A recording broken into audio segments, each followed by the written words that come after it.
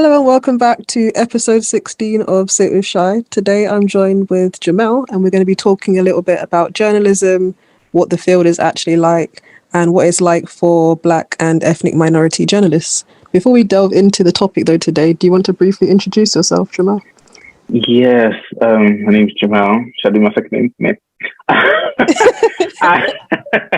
I'm a journalist currently, and I write. I do video. I do stuff like that, and yeah, that's me, really. Yeah. That's awesome. So I thought Jamel would be great for this episode because obviously he works in the field and he's done a few different types of journalism within the actual field. So I feel like he'd be great to ask some questions. So I think the very first question I want to ask you is what actually inspired you to become a journalist? What actually inspired me to become a journalist? What did? You know what? Just like work did. My perceptions of work life did. Like I didn't want to be a lawyer or a banker sitting in the office every day, like just like a zombie, really. Like I wanted to do something that's more creative. I'm still in the office, but I'm doing something that's more creative that I can put my creative mind to. And yeah, that's what kind of influenced me. And what else did? I guess just watching news by myself, like, throughout my years growing up and stuff. That kind of influenced me, watching BBC, watching Sky News and stuff like that. So it looked interesting and stuff. But yeah, that was it really. I just didn't want to be in the office all day, mindlessly working, 60 hours a week and stuff. Like, I did have that planned for my life. So yeah. No, I completely understand. I think I'm pretty much the same as well. I don't think an office job would suit me. I need to be doing something. Yeah, I think I would get burnt out very quickly. Very quickly. Though this job is intense, sometimes like I can still do like use my creative mindset and like on it, and it just makes the job just ever more so interesting than it is already. Yeah. So you mentioned that you're able to use your creativity. Obviously, writing in general is very creative, but what other aspects of the job would you say allows you to use your creative mind? Creative mind. So the aspect is like, for example, say like you are like given tasks. You're given a task like, oh, there's a sudden event that's happening here. Can you look at it? We want you to like do a report on these upcoming elections that's happening at this place and stuff. But the creative mindset comes in where, okay, I can like talk about, these up and coming elections, and I can look at the candidates and I can kind of like get a new angle on it. If you understand, like to get a new angle on the story. So, for example, recently, Sinead O'Connor died, and a lot of people on social media, a lot of like the Muslim community on social media were complaining about her Islamic side not being shown, her Islamic identity not being shown, because she did convert to Islam recently before she died, a few years ago before she died. So I was like, okay, like this could be an angle. So I looked up, searched up, and found that imam who helped convert her to Islam. I was like, okay, cool. So like, let me interview him and stuff. So that's one way of like finding new angles and stuff. Like, basically, one reason I wanted to be a journalist is, to tell the stories of, marginalized people. So that's always my focus, and I'm always trying to find an angle, try to find an angle around that, boosting, marginalized voices. So, I found the opportunity there, and I just, jumped at it. You don't like, you just ask the editor like, oh, is it fine if I do this? And they're most of the time they're like, yeah, go ahead. So, yeah. That's awesome. Like the fact that you're given so much freedom to kind of go out and chase a story by yourself. That's really cool. And a lot of that, like you have to use a lot of your initiative as well. So you might have an idea for a story, but the going out and chasing, you have to be quite proactive. Stuff like that. So that sounds really cool. Yeah, you have to be very proactive. Like, what can I say? Like, another story I've done recently on the Black children's bookstore, and get in contact with the lady that founded the store and stuff. It's a lot of chasing. I have to contact her via email business. I have to contact her on Instagram, Twitter, and it's like multiple. Like you have to get them engaged and like get them like to know there's like a good perspective around this. Like your story can go everywhere, and I can help out your business and stuff. So it's kind of persuading as well. Yeah. Yeah. Do you think that you need to have like quite an outgoing sort of like personality to thrive in this sort of field then, because you're constantly meeting new people all the time? Or yeah, you definitely cannot be scared to talk to random people. Like, I don't think I was scared to do it before, but now I can literally go out somewhere and literally talk to a random person. I get in a full conversation with them. Like, you can ask my friends. Like, that's what I do. Yeah, you can't be scared to talk to people, and you have to find. I think what helps with that also, you have to understand like regular people, like random people, have amazing stories. Like, they are interesting people, with their whole different life story compared to yours. That is very interesting and very like thoughtful and very engaging. So there's always a benefit with it. So yeah, you can't be shy. You cannot be shy. Mm-mm. Do you have any tips then for people who might be a bit shy but like want to pursue this sort of career? What can they do to kind of pull themselves out of their comfort zone? Ooh, that are a bit shy. Practice, like one. So with this current job I'm at, it was like a scheme where I get NCTJ, which is the National Journalism Qualification.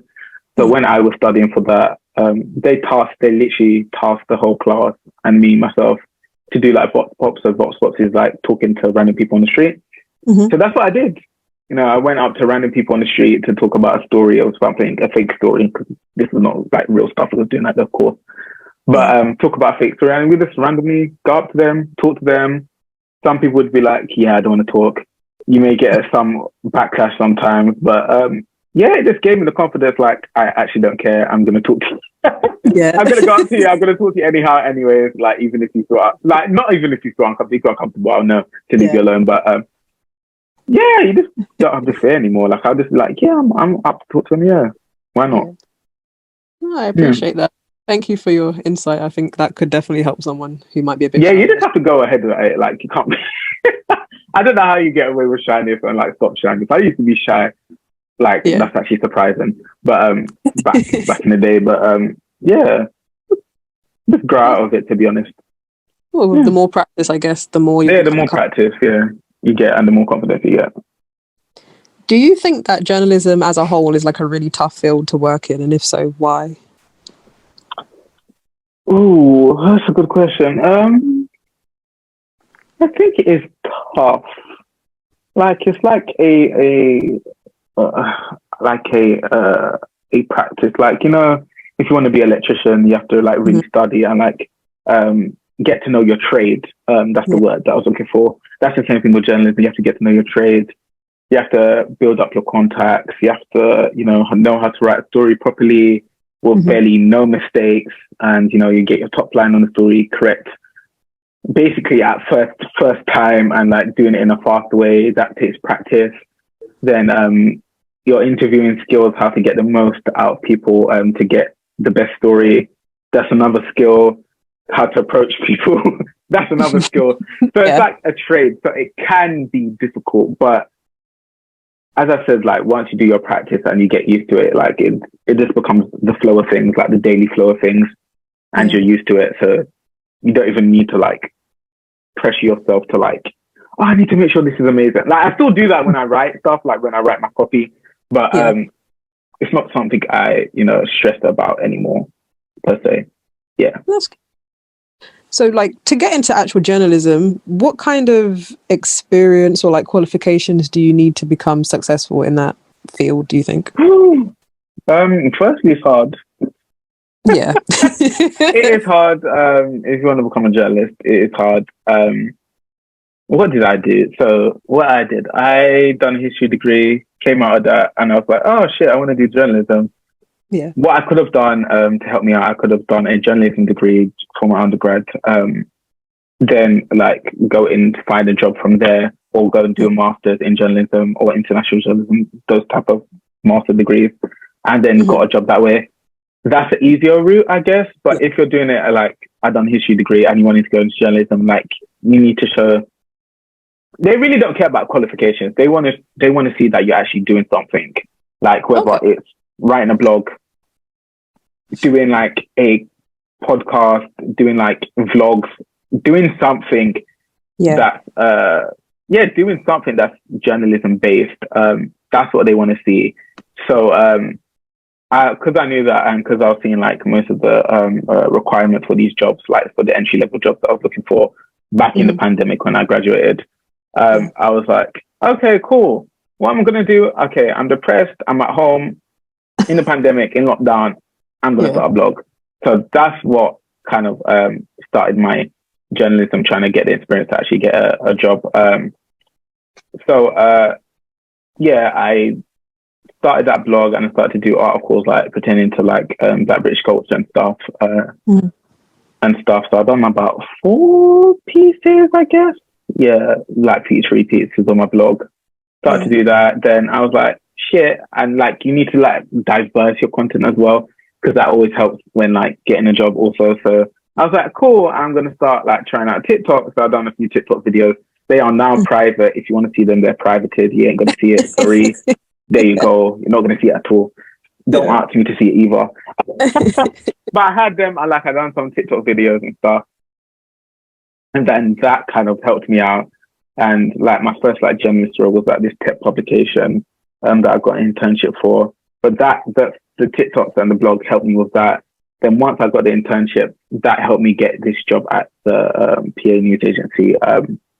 Because that internship was grueling. I can't lie, because you're thrown straight into like a newsroom, and they're telling you to do like 4 articles a day, and to do this and to do that, and you're kind of like everywhere.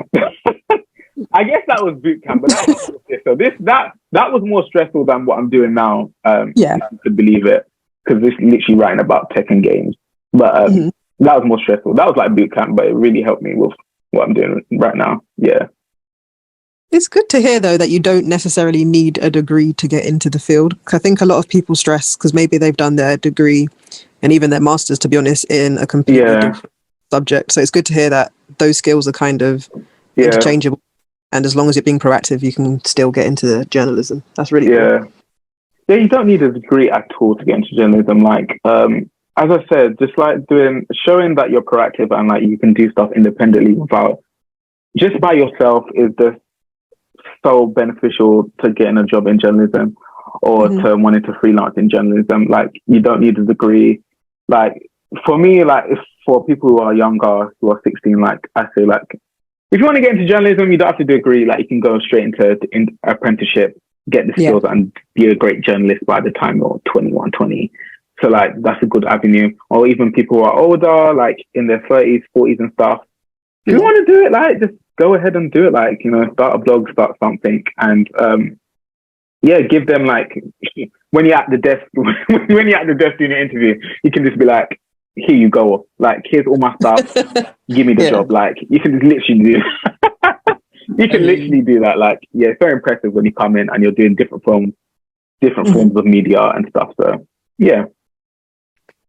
You mentioned different forms of media. What platform, do you think is like dominating at the moment in terms of media, would you say? TikTok, 100%. If you're a TikToker, A-star, amazing. Like, everyone loves that. That's what a lot of like news outlets are trying to get into, is TikTok. So if you're a TikToker and you want to get into journalism, you're getting like that. Easy peasy, easy peasy. So TikTok is one of them. Also, a lot of people love people who are great at like using or influential using Twitter and now the X app and Instagram. That's another positive. And video, they're always impressed if you know how to like do a video package kind of thing. So, you know, if you're on YouTube and you're like, okay, I'm going to do research, I'm going to write a script, I'm going to edit the video, and I'm going to post a video about true crime, or post a video, I don't know, like, just like, this is my favorite artist and this is the history of the artist, stuff like that, because that's what a lot of newsrooms like BBC and Sky News, they do that. So if you can show yourself like, oh, I can do the whole shebang at the start, like, that's amazing as well. So those type of videos, and you can do those type of videos on TikTok as well. So if you're doing those, that's amazing as well, like writing scripts and doing the whole shebang, video editing, Adobe, shout out to Adobe. you got all that knowledge. That's amazing as well. Yeah. So it just sounds like just being tech literate in general is just going to help you out a whole Tech lot. literate. Yeah. And just being proactive. Independently. Amazing. That's top stuff. Do you think that, so you mentioned like TikTok, and I actually have seen like 30-second snippets of news on TikTok, or like breaking news, stuff like that on TikTok, or even YouTube shorts, to be honest. Do you think with the rise in quick news, do you think it's a good thing or a bad thing, in your opinion? What did you say was rising fake news? The rise in quick news, do you think it's a good thing or a bad thing? It's a good thing. I've always been a fan of quick news.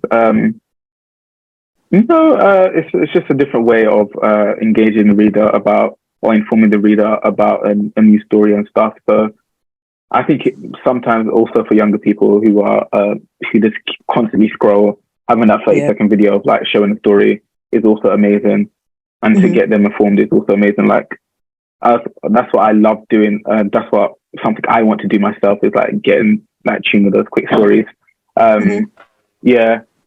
Stories. And then one influential part, I remember on BBC Three, they always used to have like the 60-second like news round.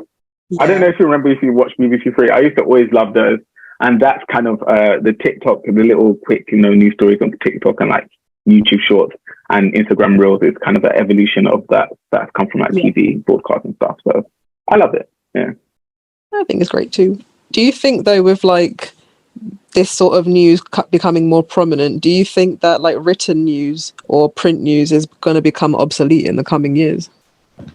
Written or print news? Probably. It just depends on the viewership. Are they using their phones? Like, you can literally go on the phone, read an article and see a video, and listen to probably a podcast surrounding that article, and get more informed about that story just by going on Apple News or searching on Google, or even going on Twitter. So and print can't do that. Print can't do that at all. Like, you just read it, like it is there for reading. But the multiple aspects of like online news and online journalism, it has so much benefits over print. But it's for some people, not to be ageist, but for the older crowd, that like having a newspaper. I like reading a newspaper here and there, but most of the times I would just go on Apple News, read a story, and done, basically. And I can see a video because they embed videos in there, and they embed tweets, and they embed Instagram posts, to add more content to the story. That's what you can't do in print. That's true. Yeah. I didn't consider that, actually. You're right. Yeah. So like a day to day for you as a journalist, what is it like? Like, what's your full day usually like, would you say? What would you usually like? So my full day usually is wake up early, have a green tea, start off the day good. Then it's basically, so I'm on social media desk right now, and I'm on social media desk right now. So the start of my day is seeing the current news stories of the day, the current big news stories, and seeing how I could help from being a social media journalist kind of thing. So if I can find people on social media to help out a story, or interview them to help with a current news story. So like today I was doing trying to find people to talk to about Wilco went into administration. So people who are jobs were at risk, I was trying to get people to talk to. So that's what I do in the morning. Then afterwards, I may do that throughout the day, or I may go and do something independently and like find my own story. So we have things called like uplifters or some other social story. So that may be, a kid is raising money and he is climbing Mount Everest. That was actually a story one of my colleagues It's quite cool. It could be in the stuff like that, finding different stories, or like the one I done about the Black Children's Bookstore that was opening in South Norwood was it South or Northwest Norwood? West Norwood, in South London, West Norwood. That's part of the day as well. Then interviewing people, but it's like staying in contact with your editor, with your team, keeping them informed of what you're doing, helping out with like the news stories and like with the whole like news production within its whole. And writing stuff sometimes, interviewing people sometimes. Yeah. It's all different things, and and like when it comes to stories, so if I'm doing it like an uplifter that I was talking about, and like stories that I found independently, I could literally so like there's a process of doing that. So it's like chasing, and once you get the contact, setting up the interview, then doing the interview, like getting the most out of them. Then you have to kind of get what they're saying, what they've said, and like put that into a story and compile that, structure that into like a story where it flows, clearly, and it's clearly understandable. Then like thinking of other parts, multimedia again, like photos, videos, if they have any of that, or you may have done like the interview via video call, like Zoom, and getting that sorted. And then after you can like think of like building a video package with the help of the video team and getting in contact with them. So there's like many aspects around it to like get your story out and compile it. But yeah, it's interesting, I must say. Yeah, I love it. It does sound interesting. It sounds very full on though as well, but it does. Yeah, it's very full on. Like when it's like, because at PA, like the place I work at, we love to have like stuff. So like, we love to have stories out before like 4 a.m., especially on Fridays. Not 4 a.m., 4 p.m., especially on Fridays. Because we like to see our stuff in like newspapers and like print journalism and stuff, not just online, but also in print. So like, if you've got an interview, like say at 3 o'clock, 2 p.m., like you'll kind of get to the time. You kind of get the time to get it out.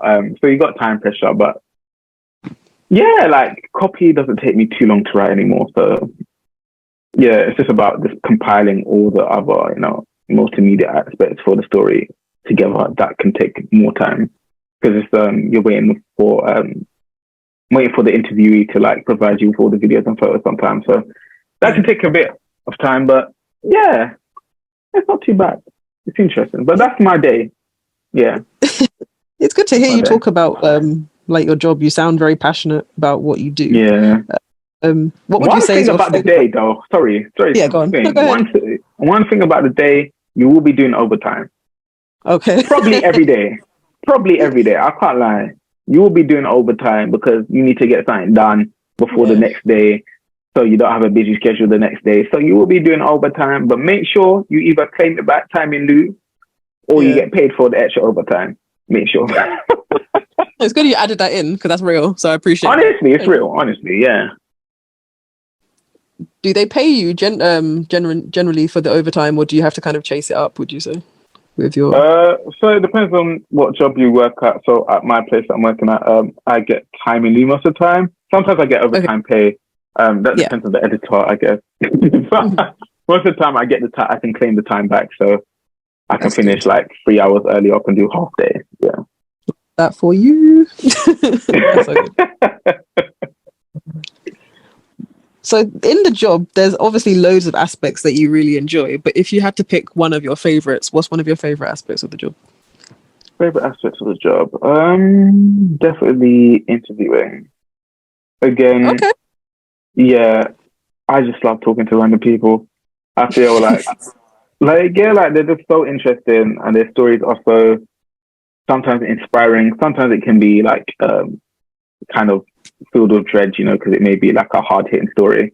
But it's just interesting. Like I remember when I first one of the first things I got tasked with in the newsroom when the earthquake happened in Turkey, and like I was interviewing a bunch of people, Turkish, Syrian, who've been affected by the earthquake, whose family, died in the earthquake, and it was just interesting, like to talk to them and like hear their stories and stuff.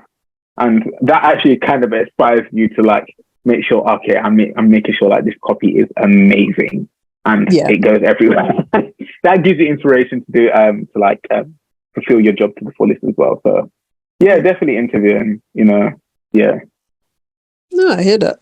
So obviously you interview a lot of like normal people, but when you do interview someone that's, for example, famous, what do you do to combat nerves? I mean, you might not get nervous at all, but like, what do you do to prepare for that? I did have nerves when I started. I remember probably second week I started at the place.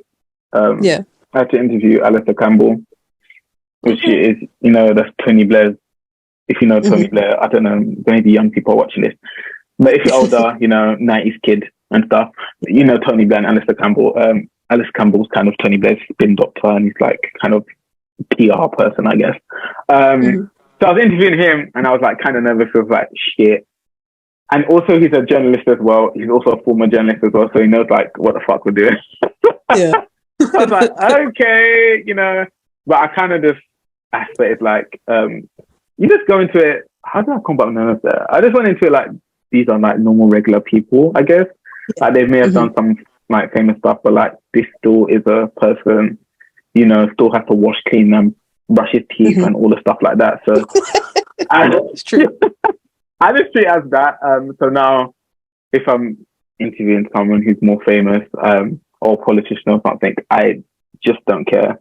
And one thing I like doing is like staring at one of like a part of their face and just staring there. Yeah.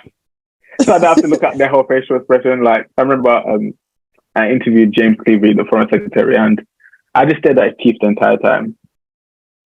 Literally, But if it worked, It worked. I just stared at his teeth. And like it made him lower than me as a person. So I was like, cool, like I'm gonna dominate this interview. Like don't think you're gonna dominate it, because it's gonna be me. But yeah, that's stuff you can do. Like there's some tactics you can do, yeah. Awesome. So like of the famous people or notable people that you've interviewed, who do you think so far you've had the best interview with? Ooh,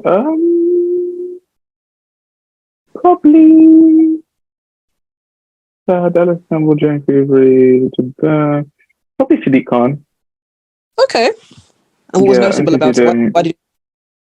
I don't know. He was nice. I interviewed him. How much time did I interview him? 3 times. I've interviewed him 3 times. Yeah. He's really nice. He knows how to answer a question like very well. And I think that interests me as well. Like he answers it very well. So and he doesn't he doesn't bullshit around too much as well. So he will typically answer your question directly. He may skirt around it a little bit, as politicians do. But more so, he will answer it directly. And especially when I have questions, as he's the mayor of London, like to deal with Black British people and like Black British issues in London and stuff. He normally answers those questions directly. So yeah, I appreciate that. So yeah, he's been my favorite person I've interviewed so far, I'll say. That's really cool. So you mentioned about like you talking about Black British issues to Sadiq Khan. Going off of that, do you think that there's a lot of representation for Black and ethnic minority journalists in the field at the moment, or not really?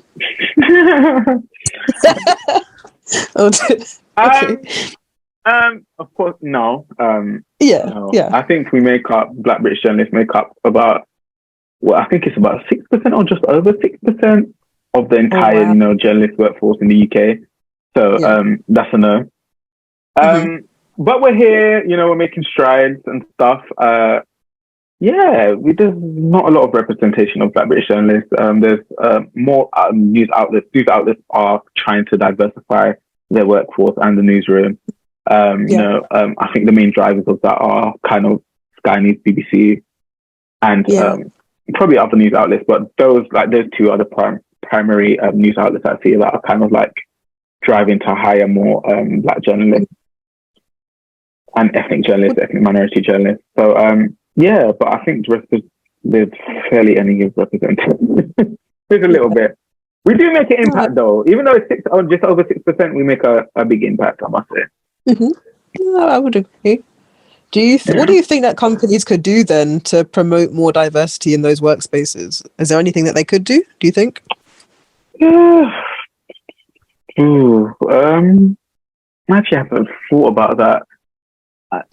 I guess it's just attracting people because there's a lot of people who would like to be journalists, but don't see themselves in the newsroom and don't see themselves being surrounded, and it's going to sound bad, but it's the truth, being surrounded by white other journalists and white editors, and they don't believe that they're going to help try and help their stories they want to tell come into fruition. So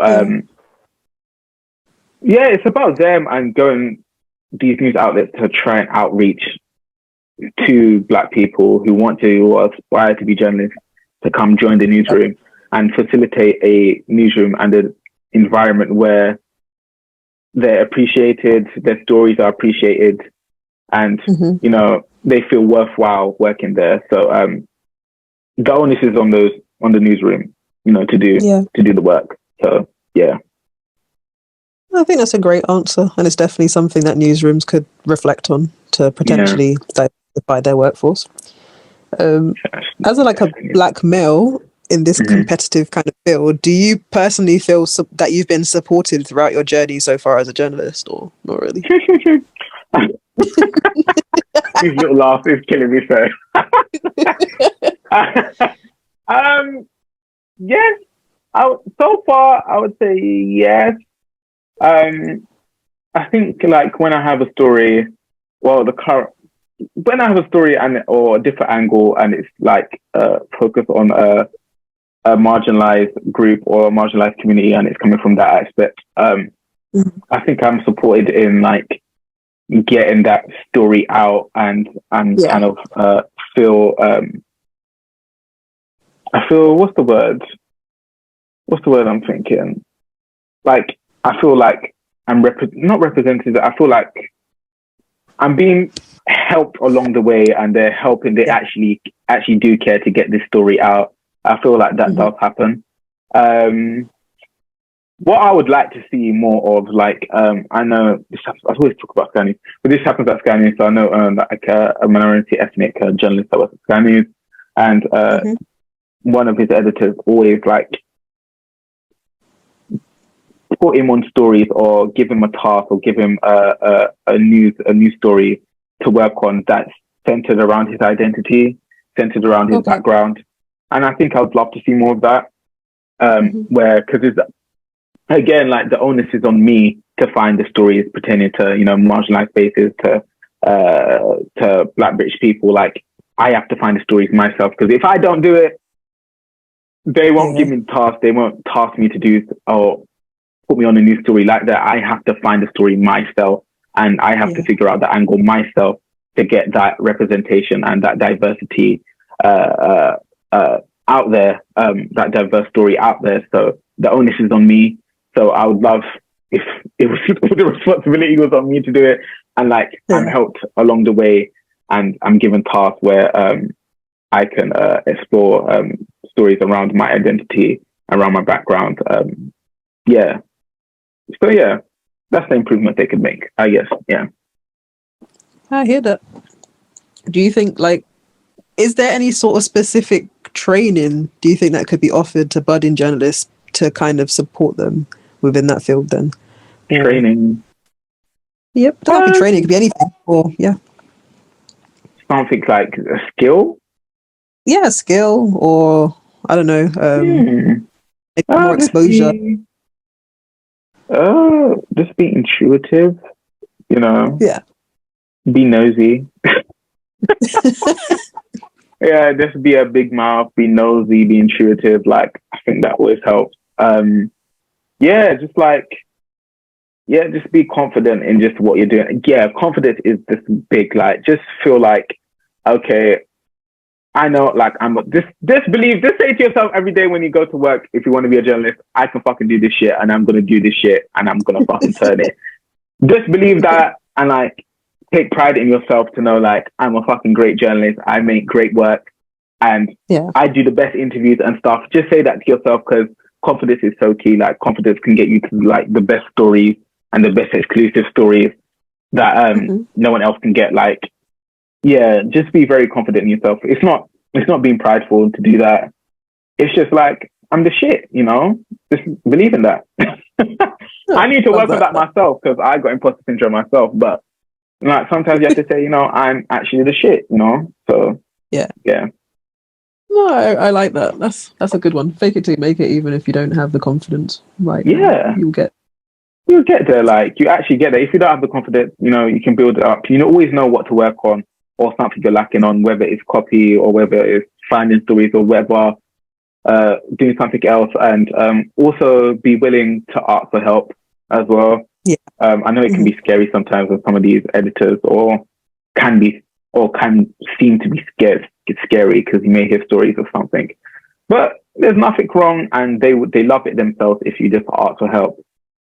If you're struggling on something, struggling to find a story, struggling to find someone to interview, if you're struggling with your copy, struggling to figure out a top line,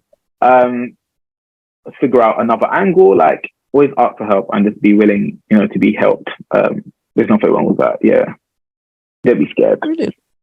Yeah. Is there a journalist, or are there a few journalists that you kind of admire or look up to? You see, I wrote notes on this. This is the question I wrote notes on. So, there's a few. So I've got one. So I'm going to go over the list. So one of mine, they're mostly Black women. Love the Black female journalists. Shout out to Black women in STEM, period.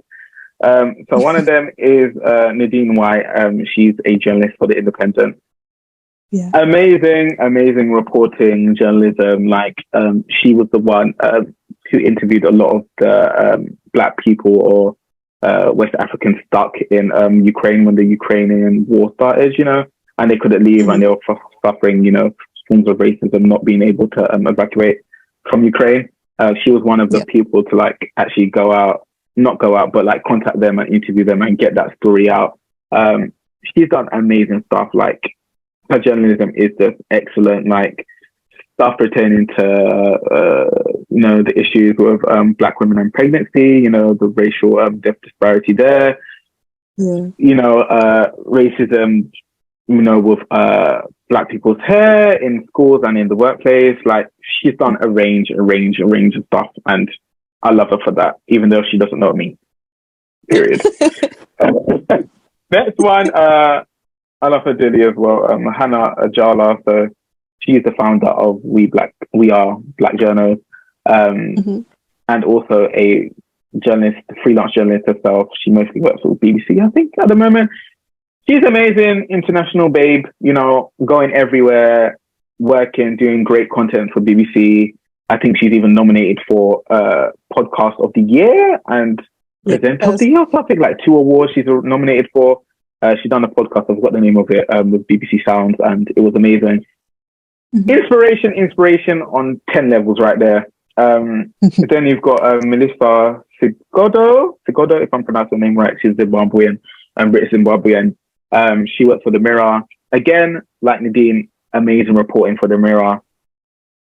Amazing reporting. I can't deny it. Diversity content on 10. Yeah. Highlighting diversity people and voices on 10. Big major inspiration there. Then there's another lady. She's worked for BBC, but she's now works for the Sky News. I think she's a broadcast journalist.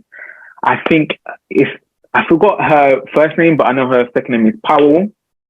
Yeah. Powell is very unique, so you'll probably find her if you type in Sky News journalist, Black female journalist, Powell. You'll probably find her. But she's amazing. Again, highlighting diversity, diverse voices in a broadcast journalism format. And amazing work for Sky News that she's currently doing now. Again, and I'm just impressed. What else am I inspired by? Just by the people I'm working with now. There's a girl I work with, social media journalist I work with, Danielle De Souza. Amazing. If you go on the Twitter and see the work she does, it's just what the hell, the stories are amazing, and the stories she finds are amazing. So she's another inspiration. But there's people around me. Everyone's inspiring, to be honest. Everyone's doing amazing work. Yeah. I'm actually impressed, because usually when I ask someone who's their inspiration or who they admire, they might give me one person, or some people are I actually don't know. But the fact that you sat down and thought about a list of people, that's really cool. Yeah, you have to be inspired by a lot of people. Those people lie. I'm only inspired by one person. That's not true. You're inspired by a lot of people, and it's okay. Yeah. It's okay. It doesn't take anything away from what you do and stuff. You're just inspired, and that's fine. That's okay. Well, talking about inspiration, I'm actually inspired by you, seeing the fact that you're doing all of these things. I think it's pretty sick. So take a moment for yourself. You're welcome. What's your proudest moment so far? Tell us. My proudest moment? Yeah. I've done a lot of stuff in this past year, and it's kind of unbelievable to figure to see where I was last year, August to now. So since the year, I've done. Oh my gosh! Proudest moment I love the coverage that I've done on Turkey and the Turkey earthquake. I'm so like happy about that and stuff I've done. Like a lady I interviewed who was she's Syrian, British Syrian, and she's a part of this organization called Scan UK. It's like a British Syrian society, and she was fundraising to help Syrians affected by the earthquake and also her family. And I've done a story about her, and it's just nice to see like the thank you, like, oh, thank you for doing this, and thank you that it's going on BBC and stuff and all these places. Then afterwards, I got a message from her, I think last week, on my work phone, and she was like, oh, like, Jamel, you know this story, like, so a nurse that, I guess helped, you know, when her mother was giving birth, like way back in like the 60s or 50s, like one of the nurses that helped, or the midwife, actually contacted her after seeing the BBC, seeing the article that was on BBC, and like got in contact with her, like saying like, oh, are you the same baby that I that helped and I was like, that is amazing. Just hear stuff like that is great. So that's one of them, Turkish coverage. What else? All the diversity content that I've done, like from the Black Children's Bookstore, from interviewing like the Imam, all of that, I've loved it down. One, I think probably the best coverage that one of my stories ever got. It's one of my first stories that I've ever done, actually. I've done a story on a British Ukrainian couple who decided to move back to Ukraine after evacuating to Britain. Oh, wow. That was a good story, because that like kind of went semi-viral, and there was kind of memes created of that. So I was like, yeah, like this is amazing. So that was probably one of the best ones as well. But yeah, I can't remember everything that I've done, but I think those like stand out to me. That's 100%. Yeah. That's really cool. And I think it's really important for us to think about our successes throughout the year sometimes, especially when it's been a difficult year. Yeah. So, I like, especially when you're trying to still further yourself in your career and stuff, like, and sometimes you may feel like you're not getting anywhere. It's just like important to remember, like, shit, like, where was I last year? Like, you was back here. And now you're here, like, you know, like, you know, big up yourself. So that's important. It is so true. So, like, I'm a big advocate for, like, health, mental health, stuff like that. So how do you think balancing your work / life, like personal life balances at the moment? Do you think you've got a good handle on it, would you say? Sometimes. Yeah. Not all the time. I guess I would say sometimes I'm a high functioning depressed individual sometimes, but it's just, I think what helps is always having someone to talk to. So whether that be friends in the field or friends outside of, you know, journalism, it's always important to talk to someone, and also important to communicate your grievances or any mental issues you have, you know, with your job. Sometimes they don't care, but make sure that they care. Like, make sure you say, like, I'm too stressed at the moment to function properly, I need a day off. Say it, because they will understand, okay, I'm not going to get the best work out of you today, because, you know, you're going through some issues and stuff. So that's important. Yeah. So, and it's also important to just take some days off. Like, sometimes you're going at it, you know, a week, and you're barely getting like 3 lunch breaks out of that 5 days you're working. And like sometimes you just need a day off or 3 days off, and even if you're not going on holiday or anything, like you just need to stay at home and just chill and just be by yourself and like recoup.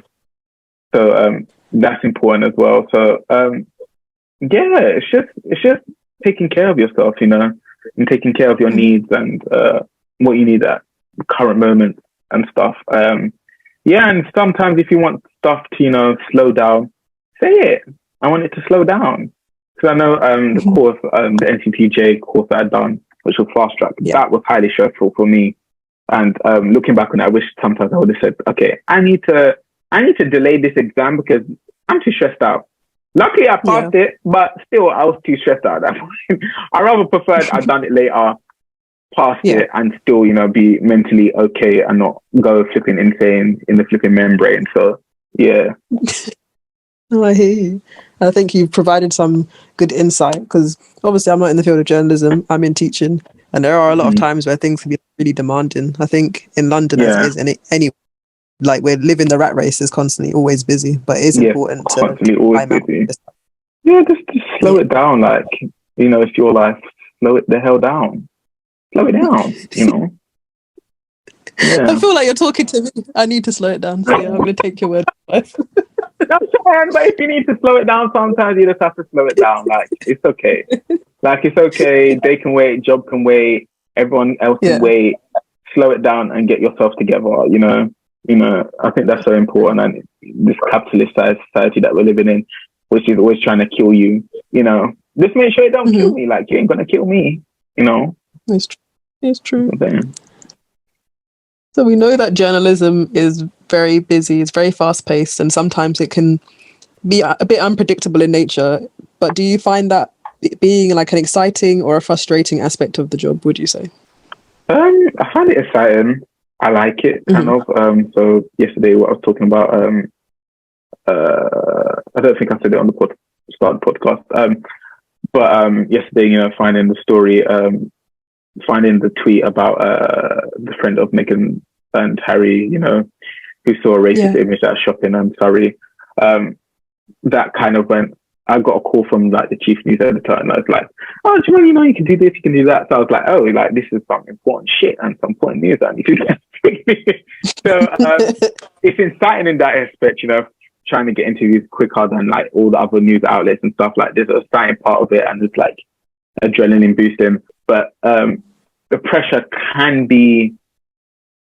pressure is stressful. I say for everyone, anyone finds the pressure stressful because you always want to be the first, like being the PA news agency. We always want to be first for the story, and the story always has to be accurate.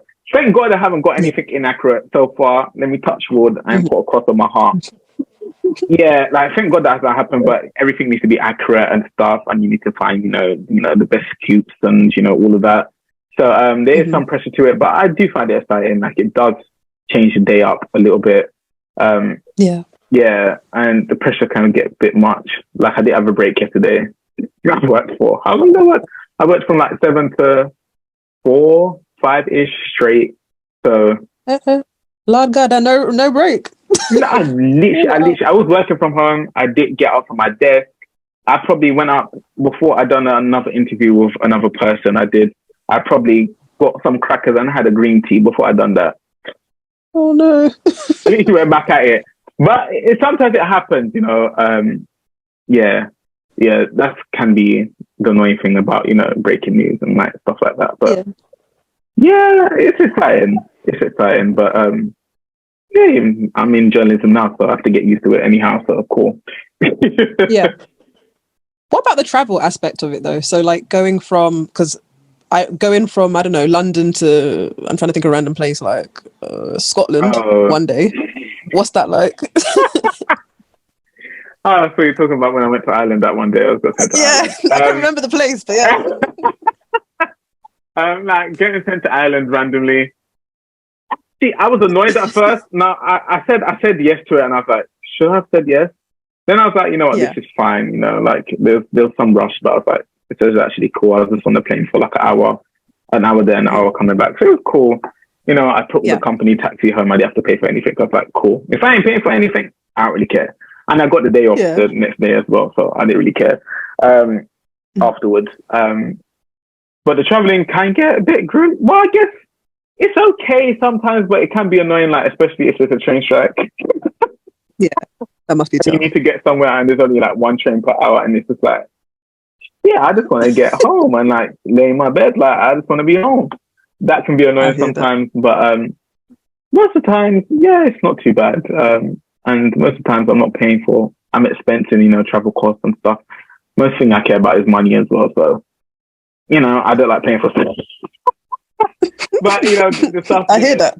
you know, it's being there, put on expenses, or you know, you're using the travel train line, you know, company booking system and stuff to get train tickets. So, and you're using, you know, the company, you know, additionally to get around. So, like, it's cool. You know, it's not too bad in its essence. I guess the annoying thing about travel is the weather conditions. Sometimes, like winter, cold. But that's like, you have to get prepared. Like, if they're sending out somewhere, winter time, bring a coat and always have your umbrella be with you all the time. Like, ever since I started to get sent out to like news events and stuff and stories and stuff like that, I've constantly had an umbrella in my bag every single day. The umbrella has not left my bag. I've always, because one time I got caught out, I said never again. So umbrella has stayed in my bag constantly every single day that I've gone into the office. Yeah. So. Yeah. I think that's good though. That I guess it kind of teaches you to be ready and prepared for anything. Yeah. Because you don't know what's going to happen where you go, right? So you have to be prepared, kind of. And I think we've answered literally all the questions. I think the final thing I have to ask you is, if you had some final words of advice for someone wanting to get into this field, what would you say? Someone wanting to get into this field, go for it. You know, don't be scared. Don't be dismayed by anything. Just go for it. It can be hard, you know, and some of these job postings that you get to the interview test stage, and you're fighting for your life against, you know, 30 candidates. I literally do interview fighting for your life, but you know, preparation is key, and getting your stuff and you're having a portfolio to present to them in your interview. So like, if they ask you a question, you can say, oh yeah, I've done something like that at this internship, or I've done something like that, you know, when I wrote this piece, or when I edited and posted this video on my own TikTok platform, on my own TikTok account. Like, having that set up before, and just going from the aspect and talking about confidence again, and going into the interview room, and like when you're talking, or if you're doing freelance and pitching a story, like, just say to yourself, I'm just going to come in this shit and I'm going to fucking turn it, you know. Seriously, I'm going to come in this shit and I'm simply going to turn it, and you're not going to give me your job. Like, have that in your mind, you know, as well. Just keep pushing, because you're going to get some, you know, people turning away. You're going to get some no's, but just keep pushing. That's all I can say. Yeah. I think there's really good words of advice, and it's some good insight as well. I was going to make a little joke. I was like, and listen to inspirational stuff. Have inspirational people around you to encourage you and stuff. You know, listen to songs like "Keep on Moving" by So and stuff like that. Yeah. You know, keep inspired. You know, stay inspired. Inspire yourself. You know, encourage yourself. You know. So yeah, definitely. I'd like to thank you for coming on today. I've really enjoyed our conversation. I've really enjoyed it as well. And I'm so proud of you, Cheyenne, because Cheyenne shot me when we met up for dinner. Was it last week or the week before? And she told me about all the journalist stuff she's been doing, and I was shocked and flabbergasted by it, because it's amazing content. She's amazing. So we got a budding great journalist, up-and-coming journalist coming out soon. Cheyenne Hunt, shout out to you. By God's grace. Yeah. It's gonna happen. It's gonna happen. I see it. I actually see it. It'll be good to have you back on here again at some point. Of course. Like, we should do something with he's talking about it with Abiba and stuff. Like, I don't know, what was he gonna talk about, like Black British history and Black British culture? I think that would be amazing. I think definitely arrange to set that up. I think it'll be a great episode. Yeah, it would be. Yeah. Thank him again, guys, and we'll see you in the next episode. Bye. Bye.